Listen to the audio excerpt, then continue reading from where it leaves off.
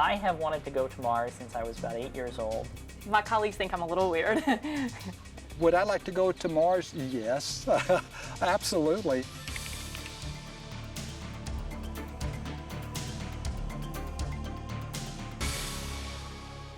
Mars is obviously a foreign environment to us. It's remote, isolated, and so a place like Devon Island is an analog for that, meaning that it sort of simulates similar characteristics. It's very much an Arctic desert, if you will. It's very rocky, rough terrain. It's also the site of an impact crater, the Hawkton crater. Going to be living there, pretending that we're on a Mars mission. We'll be doing experiments. We're going to do EVA spacewalks. One thing about being north of the Arctic Circle, it's cold. Well, on Mars, it's going to be cold, so we have about the same temperature range. We're actually doing everything in spacesuit as simulation. Yeah, we could go and do it without spacesuits and all that, but boy, when you do it with spacesuits, you know, trying to even write or anything else with your gloves, that's a major problem in here, and even communication with each other. You're in a fishbowl, what we call a helmet. It's warm, very warm. Maybe it would keep you warm in the Arctic. It is spring fashion. We're going to be carrying heavy packs with us, and so one of the things we're doing for training is walking around with packs to get used to the weight. And most people are probably just carrying, you know, dead weight in packs, but I'm carrying my son, so I get to have a nice hike with him at the same time. When you go to Mars, you're going to be limited on what you bring with you, on the equipment, on the supplies, on the tools. And you can't just run out to Home Depot or the corner hardware store and pick up, you know, something. If you ran out of it or something broke, you're going to have to make do. I'm a commander, and one of the things that I absolutely believe in is safety. I have actually fired people when I've worked in various places because they didn't watch other people's back. They weren't working safely. And we're going to have a little safety meeting before every EVA and say, oh wait, what could go wrong? What would you do? How will we respond to this? You know, we are all joking about polar bears. Hopefully we won't have any polar bear encounters, but there are polar bears, you know, so there are safety concerns that we have. Oh look, there's polar bear footprints. This is one thing that we have to worry about on Devon Island that we don't have to worry about on Mars. At least we hope we don't have to worry about on Mars, that there are polar bears there, so we have to be always aware of it. I know polar bears are really cute, but they're one of the few animals that will actively search and eat a human being. All of us crew members are doing some preliminary training with shotguns to try to just make sure we know how to handle the gun and how to load it and how to shoot it in case we need to. This is a 12-gauge pump-action shotgun. All right, let's draw a polar bear on here.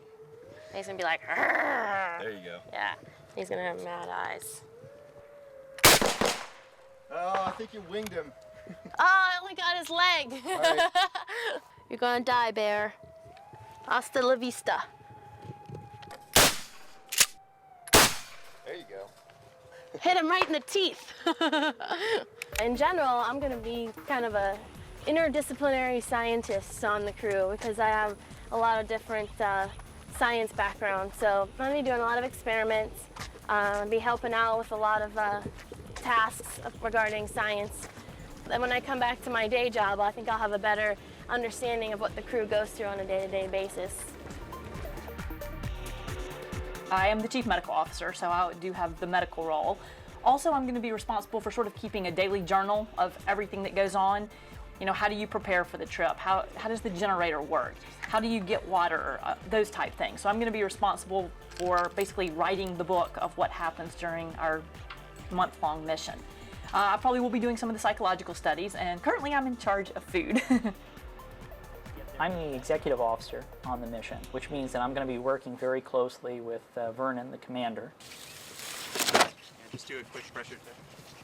We're going to be making use of a UAV, or an unmanned aerial vehicle, which is a small, in essence, remotely programmed airplane that will go out and capture imagery and other sensor data and send that back to us on the ground.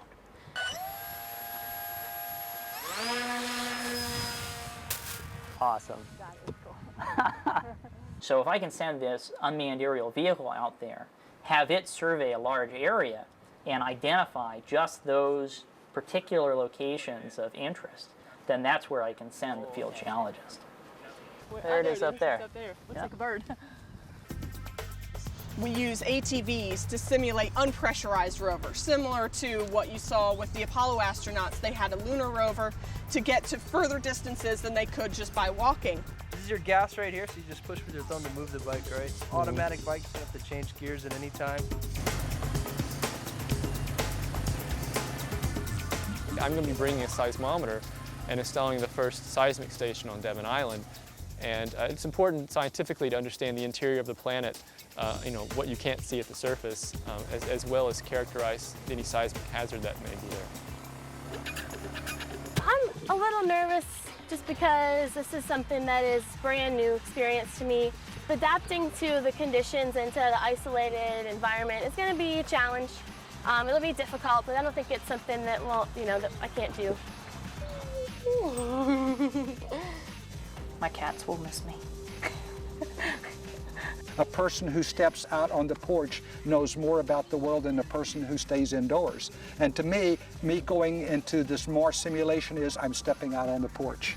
And this is why I think we ought to be doing traveling. And I'm really excited by stepping out on the porch and being one of the people who gets to do that. So yeah, just kind of fold one in, fold the other one in, and then you can push it right in like that. This is going to be a lot of fun. This is going to be a great adventure. I'm really looking forward to it. We certainly have the technology to go to Mars with a small group of people and do exploration. We shouldn't just go out and explore Mars with a small number of people, but we should actually settle the planet.